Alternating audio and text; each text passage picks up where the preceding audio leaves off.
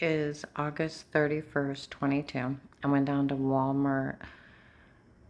August 31st, 22, I went down to Walmart 62 in Canton. Well, people started swarming me, okay? And I started with my video I just uploaded how what these people have is fraud. It is.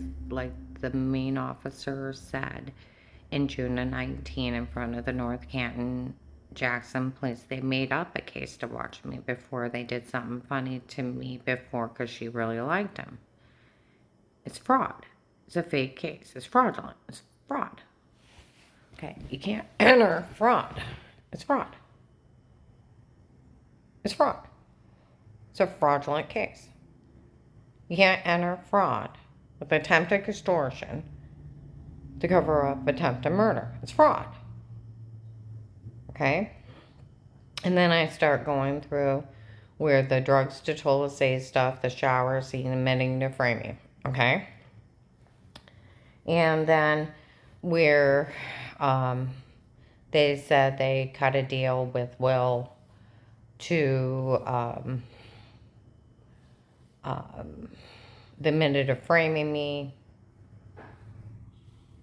the shower scene.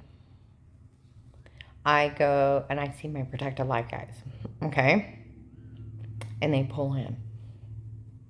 I go to walk in. My protective guys walk out. Karen's Will needs to take care of this today, okay? And everybody leaves. All right. Well, when I was in that FBI building on Helsingdales Road, now I told you, the people in the hallway in that sealed building had made that crappy comment about you had called your sister, that's why nobody helped you. Well, I go in, they act like they didn't know about Will's case, acting stupid. Well, I had told them, well, the Massillon police worked the protected light case. That agent actually opened it. They do. I said they watched my daughter-in-law Dixie on Federal Avenue. They work the protective light case and know it. You can call them. It'd be quite eye-opening. Well, we'll give them a call. I said, you go ahead.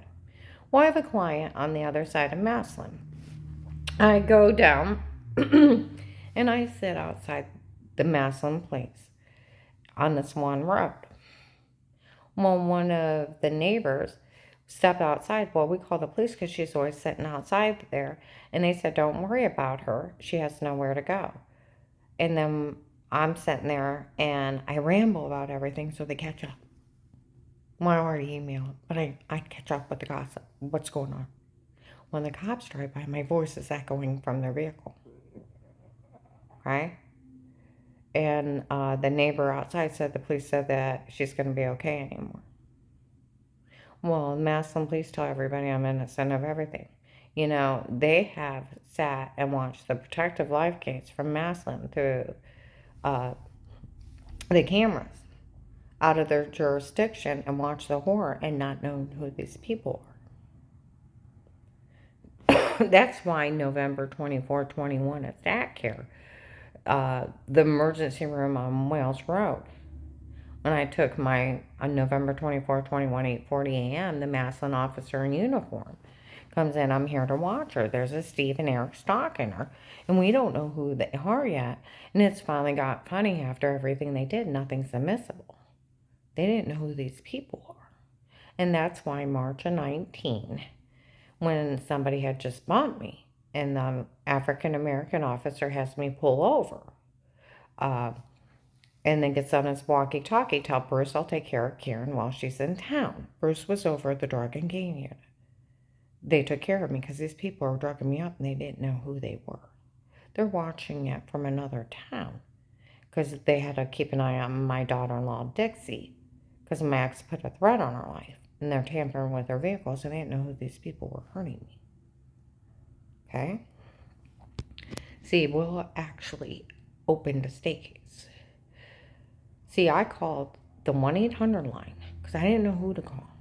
And I gave that 1-800 line a case on a platter. I gave him a case on a platter. I sat And I was crying like crazy because they've been drugging me up. Drugging me up like crazy. And you're still loopy.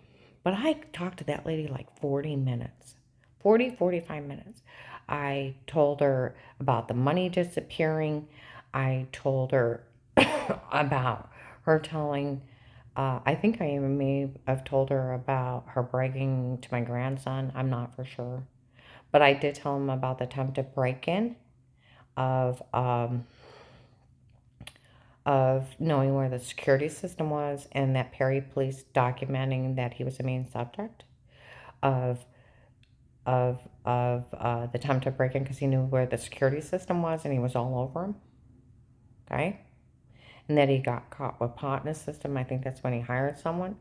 The following surrounding, and they knew he was up to something, and I didn't know who the guy was. And then somebody kept saying I should know the Savannah, and I didn't know her. I knew of her parents. I had trouble with them. I said I looked her up, and it was this girl's Facebook friend. And then I told him about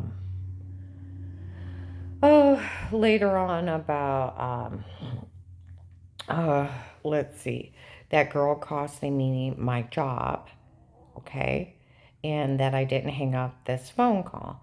And then I had heard why the churches were involved, and I explained Vega and how I had been sick, how he lost it at the funeral, and I had nothing to do with that death. And that minister, where he lost it mentally, told everybody I was faking I was sick and faking I got well. And I had documents I was sick to hurt him while I was grieving, and that's why they helped pay for that 25 grand to have me murdered.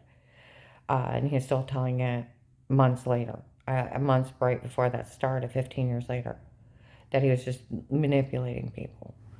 And how he just lies to manipulate people, to turn people on people. I told the hotline that. I told him how Katie was leaving threats in the mall, that her church was going to have me murdered. And how would I know Katie would do it? That Sarah told me. How would Sarah know? Sarah's manager, and I described her, that her and her coworker just went to work with Katie. And her and Sarah and her manager and that coworker go out to eat, and all three of them had heard it, and all three of them had said something to me and my husband at that time, and said, "Are you going to say something? It's not funny." They said that they're going to have you killed. Okay, I told the hotline all this. Okay, and that even when I was following around, they knew he was up to something. And if I didn't have my foot on that brake, they would have rolled me. And I even told that hotline, my ex told me to go that way and everything. Okay. And there's two attempts on my life. My ex-husband's the main subject, and I was almost killed. Okay? And link back to that church, and now that church is telling three people they're going to have me killed. Okay. They could have got Katie for conspiracy to have me murdered. She's telling people they're going to have me killed. And now Dave was the main subject, and they weren't going to have me killed. Her and Dave could have went to jail right away. Okay? And they, right on the platter, just go out and talk to them. Like how they didn't even call Annie, where I told them that that's why I didn't hang up that phone when I overheard that phone call, because I thought I was getting Dave's girlfriend at Advanced America.